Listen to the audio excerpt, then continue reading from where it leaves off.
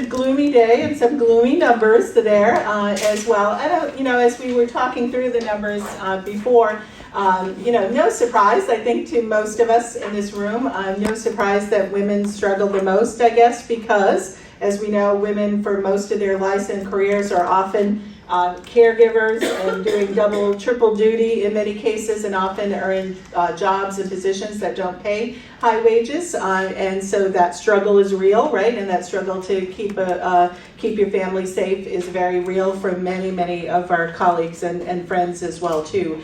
So, but again, what we think is important when trying to to solve a problem is to define the problem. And so this research and data is to hopefully help us get a sense of what's the scope and scale of the problem, what's the numbers, where are the flashpoints that we should be addressing, and that with the hopes that our elected officials will then take that information and kind of use it to frame and advocate for policy and change that make that happen. So with that, I just would maybe do a quick round of just kind of initial reactions, and then we'll dive back in deeper about what you're doing to further the agenda. So any initial thoughts or any one statistic that kind of stood out for you? Senator, why don't we start with you? Yeah, thank you. I am struck by the role that age plays here, actually. So that was the one that got my attention today, and I have some more thoughts about that. But I will say, of what jumped out, that was number one. Okay, Lieutenant Governor. So there's a lot of information here that it is alarming. But as Annette was doing the presentation, I could see also how there is a lot of the things that I have seen firsthand. In my experience, especially at the local government level. I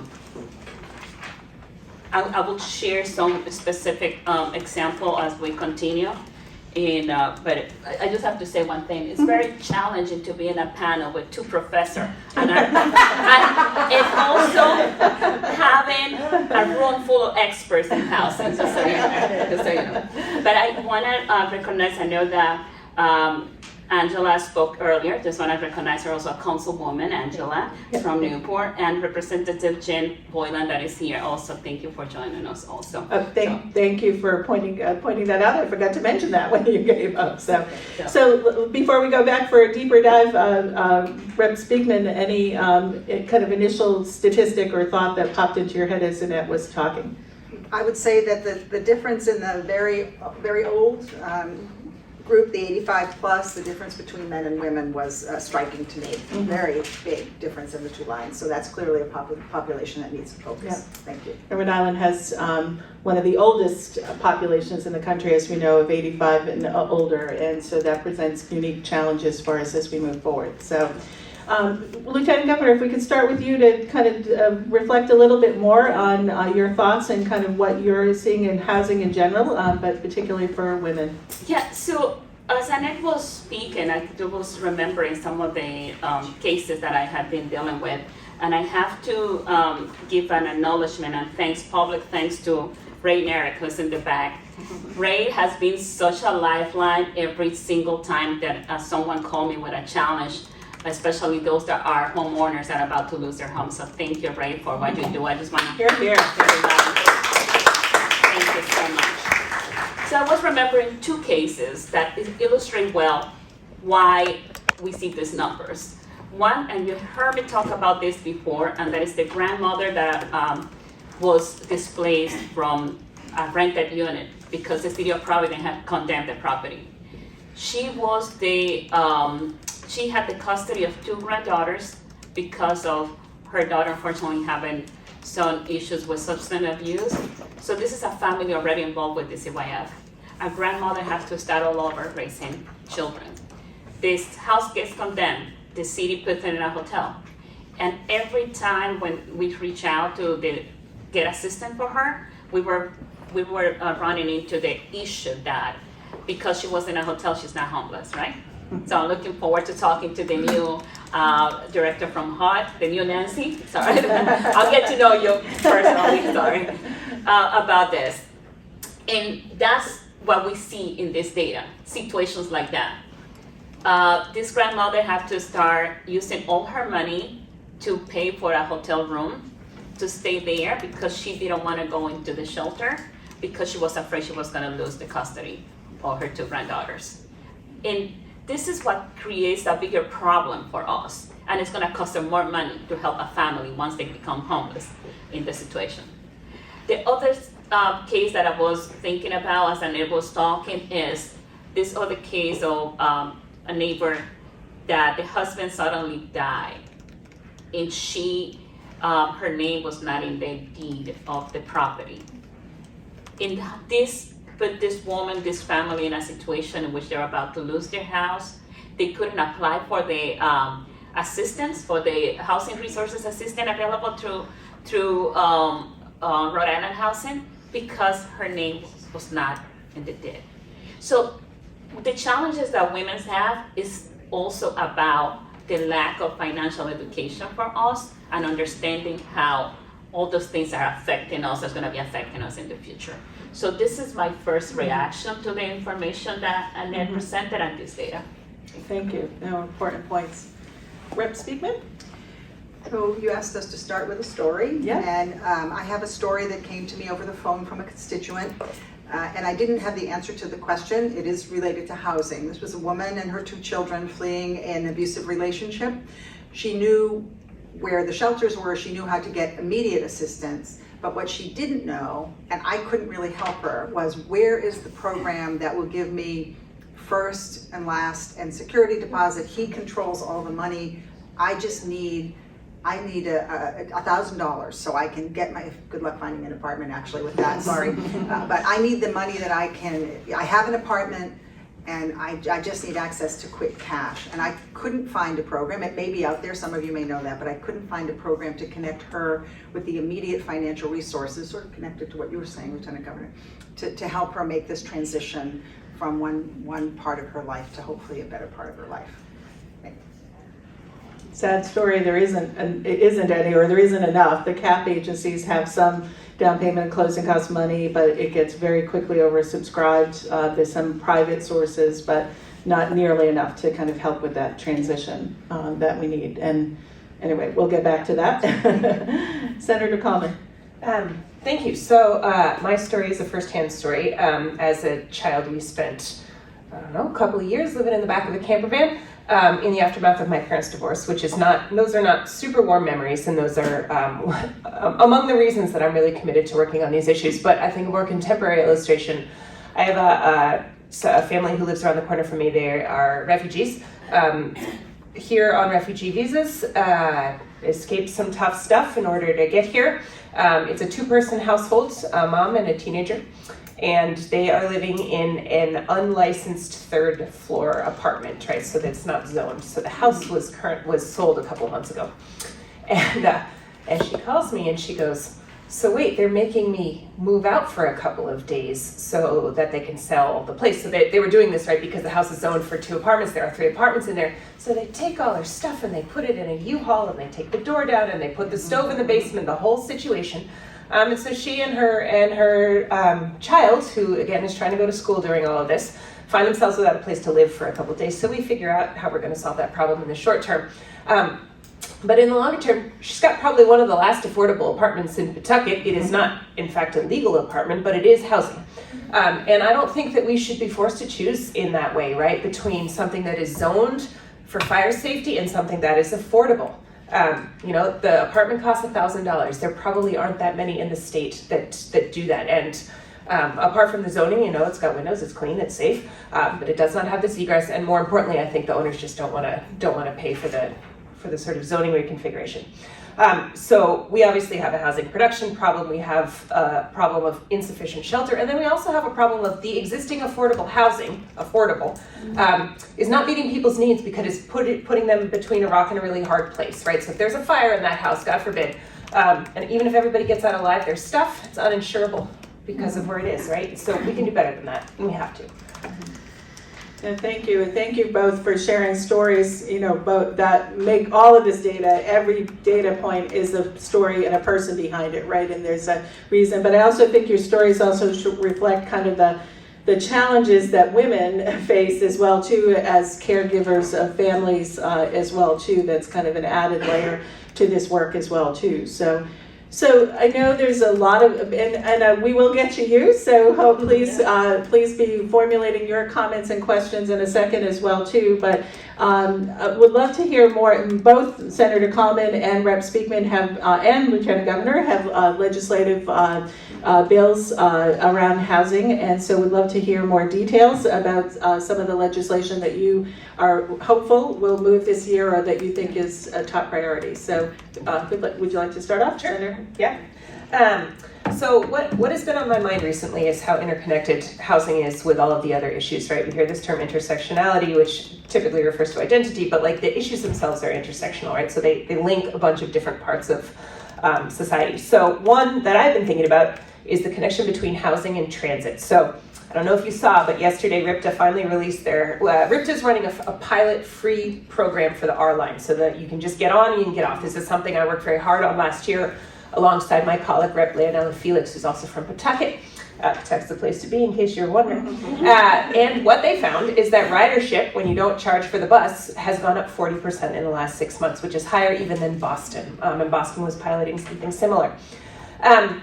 And the bus drops off right in front. The bus drops off right here, right? And it runs from Central Falls through Pawtucket, through Providence, and all the way down Broad Street to the Cranston line. So it represents, I think, like a third of the traffic, the entire bus traffic in the state. So that's why we chose to start there. However, what this really brought home to me is how we need to be planning housing in conjunction with planning transit, because 20% of Rhode Islanders, and I'd be willing to bet a big chunk of that is women, right, are cost burdened by transportation. And they spend more than 30% of their income on transportation, which is a huge amount, right? So if you're spending 50% of your income on housing and 30% of your income on transportation, that leaves you with not very much for like groceries and soccer cleats and whatever else needs to happen.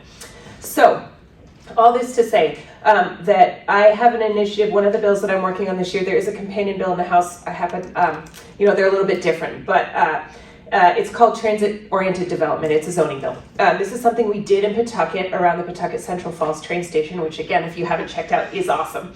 But the TOD proposal that I've introduced sets mandatory minimums for housing density around transit hubs as defined by the Transit Master Plan. So this is a place like, Kennedy Plaza, MBTA stops, high frequency bus stops. So it's designed to really focus on cities and also, in our suburban and rural communities that have transit hubs that are defined that way by the Transit Master Plan. Also, this would require that. But the idea is here that you create dense, walkable communities, which are important for a couple of reasons.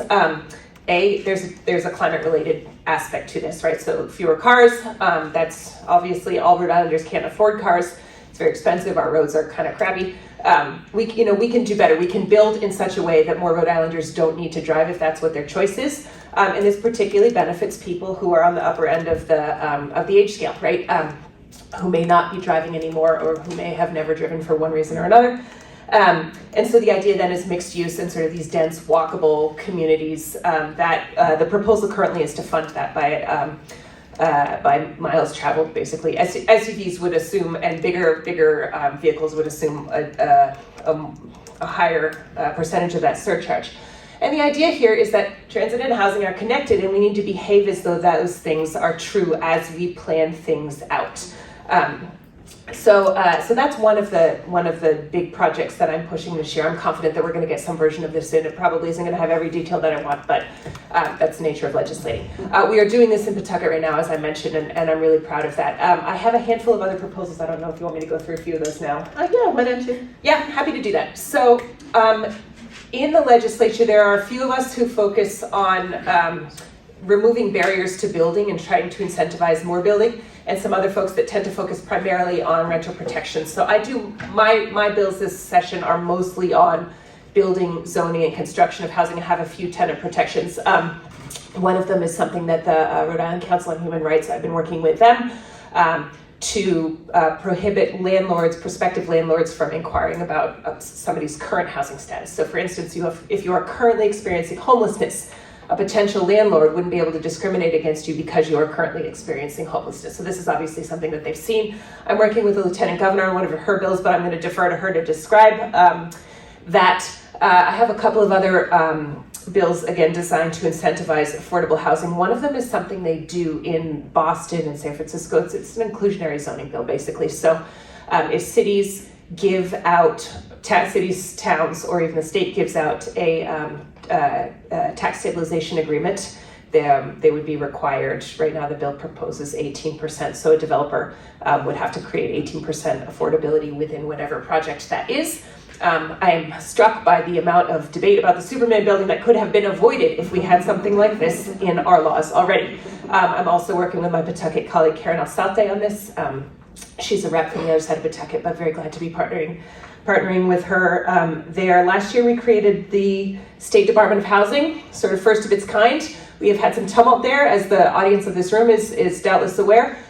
We have a bill called Create Homes, which is again designed to sort of put some logistical supports and some guardrails in there.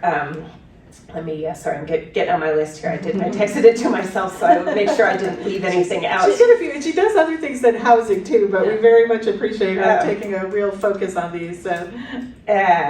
So maybe two more to mention. One is the Community Opportunity to Purchase Act. This was actually something that there are a number of advocates in this room who are really working on.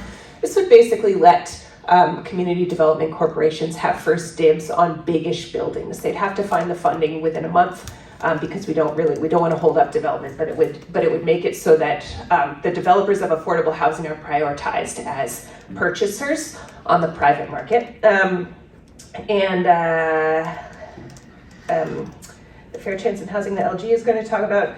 And then I also have a statewide landlord registry. This is a tenant protection bill. This is being championed in the House by Rep. Kislak. And I did see Jen Wood in here somewhere, and she's been very helpful and supportive on this too. But the idea of a landlord registry could help us in a bunch of ways, right? There's some accountability measures there, but also there's a lot of federal money for small landlords to do repairs to keep naturally occurring affordable housing healthy and safe. You know, if you're going to do asbestos remediation or lead removal, there is money for that. But if we don't know who our landlords are, we cannot figure out who might need that money. Right, so there's a handful of things there. The last thing I would note is this is housing adjacent, but to the point about the real challenges that come with being an older woman securing safe housing. 45% of Rhode Island's workers don't have a retirement savings account, and that is because they tend to work lower wage jobs or hourly jobs, things that don't come with benefits packages. You can bet how many of those are women. And so the other project that is one of the top priorities of mine this year, which will indirectly bear on housing and sort of stability in old age, is called the Secure Choice Program. And it's basically a public option retirement account. And so if you work for a place like, I don't know, Dunkin' Donuts that does not have a benefits package, this will do automatic payroll deduction and it'll sort of roll it into the state's IRA funds. And it's free for small businesses, it's free to use. I mean, it's the public version of a savings account. So it's portable, you can take it with you if you change jobs. And this has been done in about 14 other states. And I will note that the AARP, which is formerly known as the American Association of Retired People, is really excited about both that bill and the TOD bill, because they understand that as people age, having accessible, walkable communities where you can go to the grocery store, go to the doctors, get on the bus, is really crucial to that, as is having access to savings mechanisms. So that last one, I think I bring it up here because it is an illustration of how these social issues are connected, and we need to be doing our planning with the whole picture in mind. So I'll stop there. Thank you, and particularly when we look at the renter number of women, and so that means that many people have not had the benefit of wealth creation through home ownership, trying to provide funding. But even homeowners are relatively poor and cost burden when they're female head of household. So a lot of good stuff there. Well, why don't we keep going down the line, Lieutenant Governor? I know you have a couple of pieces of legislation this session. Yeah, so I'm very fortunate that I get to work with the Senator Coleman and Rep. Spickman, because they're both two strong advocates for housing, and housing has been close to my heart since I started in public service. I started first of all with Onlyville Housing, now One Neighborhood Builder. I have seen firsthand the impact that building intentional, affordable housing can transform a community in the changes that it makes for people's lives.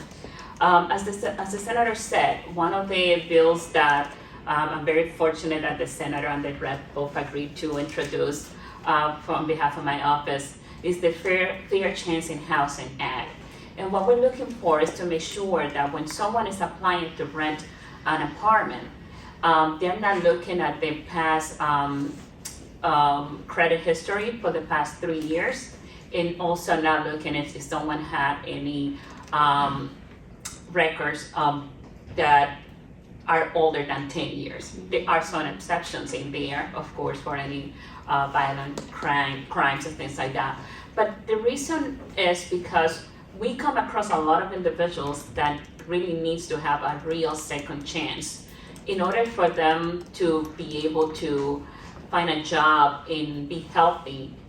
They need to have a housing that they can afford, and they have to make sure, we have to make sure that they're not being discriminated because of their past conviction or because of credit score. With the credit score, I'm gonna mention a couple of things.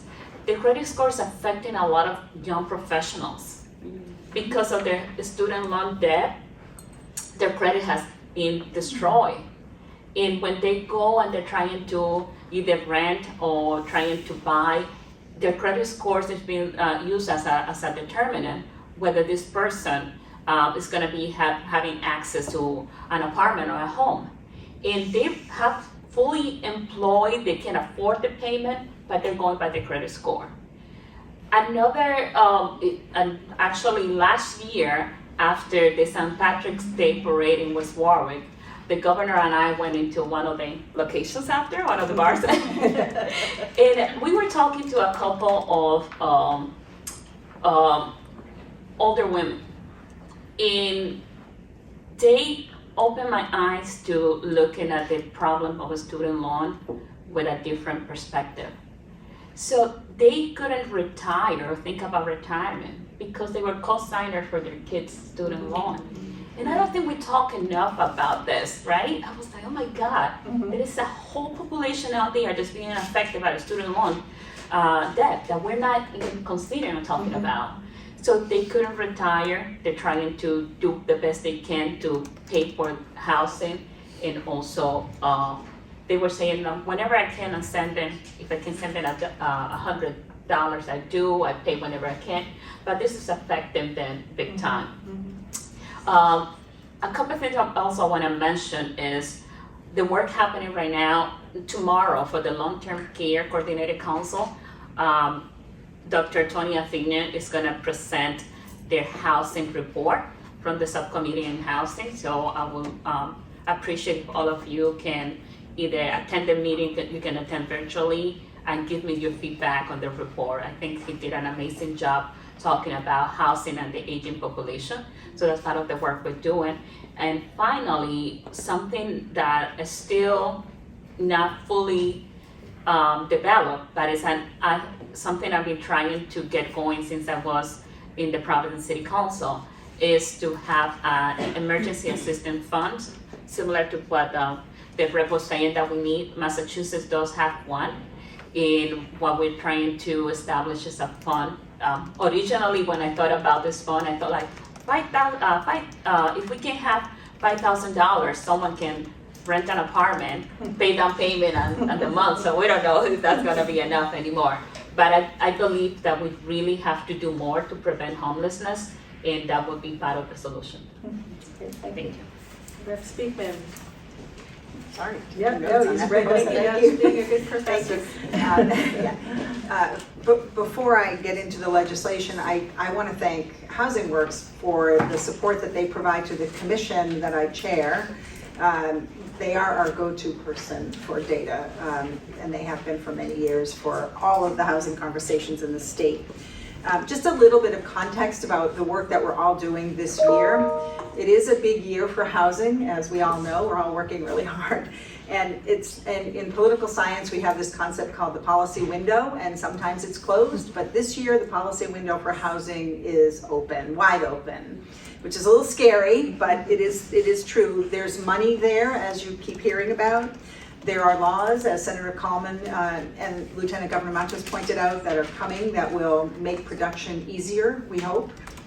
There's a structure, as Senator Coleman pointed out, in government now that is being built as it's doing its thing. And it's a supportive moment because you're all here, and the advocates, I can't express my gratitude enough to the folks who have been doing this work for all these years. The service providers, the CDCs, the advocates, the information and insights and analysis that they have provided to the commission that I am honored to chair is remarkable. I had no idea until our first meeting. And most of them are women. There are some great men involved in the conversation as well, but we have, I think, 3 Jens, a Katie, a Melina, a Linda, a Karen, and of course, a Brenda and an Annette. Many, many wonderful, Carla. And I've been working with some of you for years. I've been working with Carla DiStefano back in my Barrington days for many years. And women really do hold up this effort and inform this conversation. And so I'm grateful to everyone who does that. And we'll continue to do that. And I also want to acknowledge my colleague, Representative Boyland, who is in her first term, but jumped right into the conversation. So it is great to have an ally there. We have many allies in the House and in the Senate, but to have a first-term legislature get involved in the housing conversation, which is really hard work, by the way. Making housing policy is really hard. That said, some of the legislation I'm working on are the partner bills with Senator Coleman's, which is great. That's also unusual to have senators and reps actually talking to each other and working together. Yes. So it's really wonderful to see Why the have same. to put women in charge? Right? No? We use our words. And let me talk a little bit about the ADU bill, the accessory dwelling unit bill, which is, as you know, the Speaker has a package of 14 bills, and this is the one that I've been sort of assigned to shepherd through. There is a companion on the Senate side.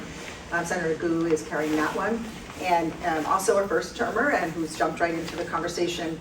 That bill would allow homeowners by right, property owners by right, that means without getting a special use permit, to build an accessory dwelling unit.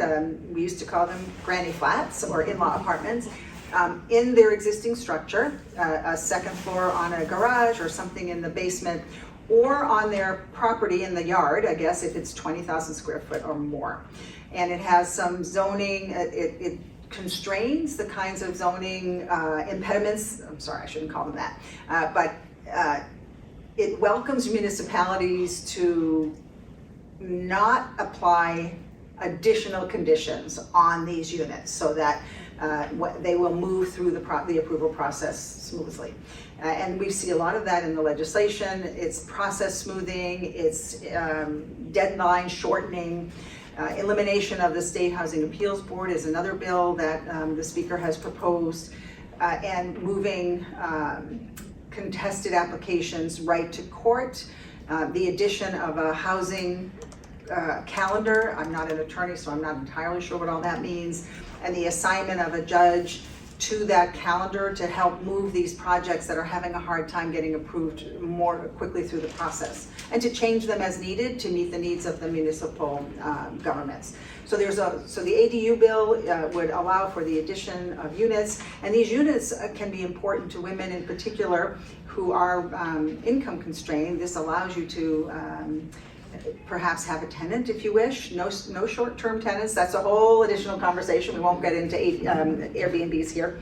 But it does allow for a tenant or for a parent to move into the ADU and have the family in the bigger house so that you can age in place, as we say, be close to your family. It increases density. As Senator Coleman said, a lot of this is about increasing density, having more units in places where you couldn't have more units before.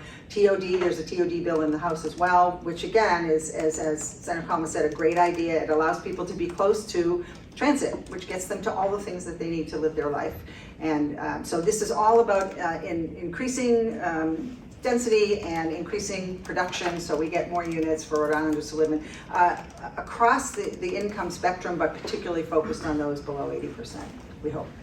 There's a lot of legislative work yet to do. None of this has passed and been signed by the governor, but we are hopeful. There's a lot of energy to get these bills moving forward.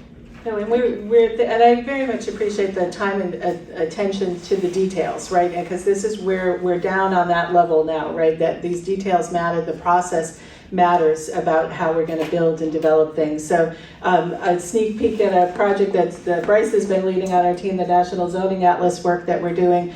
Almost 88% of the state, Bryce, if I've got my figure right, is zoned single family. And so we've got to look at where it makes sense around transit hubs, around reuse and repurposing, and the speaker has some bills about repurposing existing buildings, where it makes sense to build and redevelop, and with always a requirement of affordability. You have to make them do it. That is my advice to you, is the private market will not do it unless told to do it. And we can provide incentives, we can provide resources to do that. I have no objections to that, but I don't like to go to the gym either. And so unless somebody makes me do it, you have to do it as well too. And that's the only way we're going to be able to get up to the scale that we need on units as well. So I know we're getting close to time, but I want to open it up for a few minutes. And I see Carla's hand up right away, and I see Ray in the back. So Carla and Ray, and then we'll see if we have time for any more after that. Go ahead, Carla. So having the three of you here, legislators from both houses, and the senator's story about that third floor unit and the illegal and so forth, one of the things that I raised in Providence many years ago is that we do have a lot of three-family structures, and in Pawtucket, we're a single family state, but our urban centers are 2 and 3 family houses, and we have lots of those, I call them attic apartments. Many of them were built without a full second egress, but can be fire protected. And the ADU is the perfect opportunity to open that up, because even in Providence and probably in Pawtucket, okay, you have to go through a zoning process in order to legalize that. So while you're at it, okay, because the way I read the bill initially with the 20,000 square feet, even the 20,000 square feet doesn't force the urban and suburban communities, including June, the one you and I live in, Barrington and Warren, to be accepting of ADU units. 20,000 square feet, we don't have many lots in Barrington and Warren. But specifically to the senator's point, we have a lot of houses in the urban centers with those third floor leads. Some of them are not even finished off. Yeah. So right there is some possible naturally occurring affordable housing, and you could cover that probably in this ADU bill with a little creativity. That's just my I will warn you, the fire code guys will be out of you can cover the fire code. Okay, you can cover the fire code. There is fire code. You've got to put an expensive fire escape system in there, but a whole lot cheaper than developing a whole new unit of housing or something. No, good point. Good point. Right? Or going through zoning. Yeah. Or going through zoning. Okay, and a lawyer. Forgive me, any lawyer who's sitting in the room, but really. Anyway. No, good point, Carla. And I think that whole, and maybe looking at the speaker's bill about repurposing buildings as well too, may be the right tool for that kind of friendly amendment to the bill. But because repurposing and reusing is definitely cheaper, even with an older housing stock, than trying to build new as well too. So Ray, you got a nice shout out earlier. We welcome your comments or question. So to the Lieutenant Governor's case, this was a really troubling case. I think it took us over 9 months to get her permanently housed. But what was sad was there's sort of 2 parts to that story. She was living in elder housing when she got custody of her 2 grandchildren.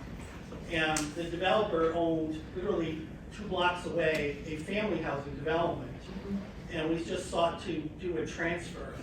And because the entities are under 2 different corporate ownerships, it was treated as new housing. And so she lost a subsidized unit that she was caring for her 2 grandchildren, because now she was living in an elder housing that did not want small children in the house.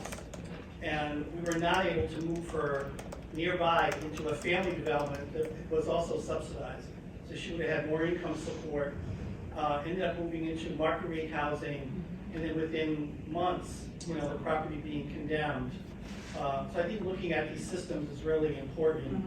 The 2 other areas I want to highlight in terms of my casework is I'm seeing far too many elder homeowners, particularly women, because of the legacy, if you will, from the financial meltdown from 2005 to 2018, really, who are still negative equity, even in this housing market, to qualify for reverse mortgages. And so even though we have great programs. Because they have so much for debt on reverse their mortgages, property. current mortgage debt is still too high that the market difference, and they have one person who's like over 190,000 on her house, and her house needs to qualify for 400,000 to get a reverse mortgage. It's only probably worth 320, and even that I think is a stretch. And so now we're trying to, again, how do we bring resources to get the whole person covered and looking at that? The other is, I think, an underrepresented class of women in terms of their housing is home-based daycare providers. I do not think we do enough attention to home-based daycare providers. I began working with the Rhode Island Daycare Justice Co-op back in the late 90s before they unionized with 1199. I think this is a sector that has been truly underrepresented in terms of recognizing the housing need to their business work. And how do we support women who are renters, providing daycare in their home, and then women who own their own homes as well, that they can provide this service and get the housing support they need while maintaining a very important business in terms of providing child care. So as we look at this intersection around housing and women as well, that we recognize the sort of underrepresented class of women, and that is home-based daycare providers. Yeah, and women in general, I mean, the children, people who take care of our children every day at daycare, and the people who are watching our parents and our grandparents in assisted living and nursing homes and providing other critical services. It drives me crazy that at the height of the pandemic, we were hailing them as heroes and putting signs out in front of their places of employment and thanking them for their work, and yet those are the jobs and those are the people largely dominated by females that struggle the most to keep a roof over their head. So I'm going to go ahead. We'll do one. I was just going to say, Melissa, we'll do one more question and then we'll wrap up. I don't even have a question, just a couple of comments. Do you want to introduce yourself? Yes, my name is Melissa Stanzaro. I'm the Executive Director of the Providence Housing Authority. Seeing the presentation and seeing the hard numbers, we have our own little resident characteristics report, but just seeing those numbers, it really does reflect who the Housing Authority represents, even just in Providence. We serve through public housing in Section 8 more than 6,000 people and more than almost 6,000 households, some of which we administer, maintain, and own, some in Section 8 voucher programs that are renting in the private market. So everything and all the work that's being done here is like so appreciative. I mean, I think sometimes when people say we're in a housing crisis now, it's like, no, this is our world, right? And it's kind of been this way. And you hear these stories and so many more stories, and they're filled with trauma. And that trauma transfers to us, and we take that trauma and we make it into something that actually can help those stories and help the future. But I did want to say just one thing. Section 8 and public housing, of those 6,000 people, we have about 82 to 85% of those households are run by women. And even with the Section 8 and public housing programs, all of those people, their average gross, I said gross, income is between $14,000 and $16,000 a year. Doesn't matter if they have 5 kids, 7 kids, that's what they're making. And I wanted to say, so this really speaks to us in this public service, and I think I speak for all housing authorities across the state. I also want to point out the perspective of what affordable housing really is, what the difference between affordable housing and like deeply subsidized, like that needed housing, and how that impacts the prevention of homelessness and things like that. I appreciate the focus on adding units because we've always needed to add units. If we build it, they will come. We've always needed this, but I also want to balance that focus with the importance of preservation of those units that we do have. Housing authorities and even CDCs, we're really struggling with capital needs, backlog of capital needs across all portfolios because they're the most vulnerable and we want to give them quality housing because that's what they deserve, right? Because that's the thing. But when I think of preservation, I think of another thing. When I think of preservation and I think of adding units, I think of preserving and sustaining households for the most vulnerable. You can give them a new unit or a fully renovated unit, and if you don't supply the support or the resources that they need, those households are so fragile, they're always a minute away from being homeless. And I just wanted to say that out loud because when I think about, okay, I want to preserve and we're trying to plan right now, we're doing our capital needs assessment and how are we going to look at public housing a different way? How are we using vouchers in a different way to immediately impact the community? And when I think about getting our houses, our homes in better quality or building new ones, like you dream to say, oh, these households that we're all talking about today could move into these new housings. If they don't have supports, I don't know what will happen. And I would just say that is truly how you prevent affordable housing, which makes it overcomplicated. I just wanted to tell you, as you're talking about all of these wonderful dreams, we all have our stories of that we hear that breaks our hearts, and we oftentimes work together with the stories that we hear. And those are just some points I wanted to make, and also, again, appreciate everything, your considerations and your passions, and what you're doing for the housing community right now, and for women in particular. Yeah, no, and thank you, Melissa, for reminding us. And, that consistent need of the very low income has been persistent and consistent since we've been doing the Housing Fact Book and showing that. Katie West from Homes RI and I were at National Low Income Housing Coalition conference last week, and Homes RI released, and NLHC released the gap report that confirms exactly what you're saying, that very low income individual, mostly dominated by females, is the ones who struggle the most as well. Senator. Thank you. I appreciate your comments, and it brought to mind a conversation I had with one of our family court judges the other day who oversees DCYF reunification cases. And that person said to me, if we had sufficient affordable housing in the state, I would work 1 day a week instead of 5 days a week. And what they meant was that the biggest impediment for family reunification and getting your kids back is a place to live. And just anecdotally, I chaired a commission over the last 2 years on the reduction of incarceration of women in the state. And we convened a lot of stakeholders, a lot of the state agencies, and a number of groups of formerly incarcerated people to talk about their experiences there. And the single recommendation, but that was like universally agreed upon by everyone in the room, was that more supportive housing, so housing with social services and parenting support, employment support, healthcare, mental health care, substance use disorder treatment, all of those things is like thing number one. If we want to reduce the incarceration numbers of women in this state, what we need is transitional supportive housing services, period. That's the first and potentially, certainly the biggest step. I wouldn't say it's the only one, but it would go a very long way. So thank you for your comments. So, give some food for thought, more food for eating back there. So please help yourself, take some for lunch. We know women, you've got lots of things to do. I mean, a lot of work, but I'm also just happy to continue to work with such strong colleagues. Many of us are females who've been working on these issues for a long period of time. And, advocates like me say all the time that the path to economic opportunity, but also health and educational attainment begin at your front door. And everybody needs that safe and decent place to get up from every day. So thank you for all that you do. Thank you to our panelists again. And thanks to our team.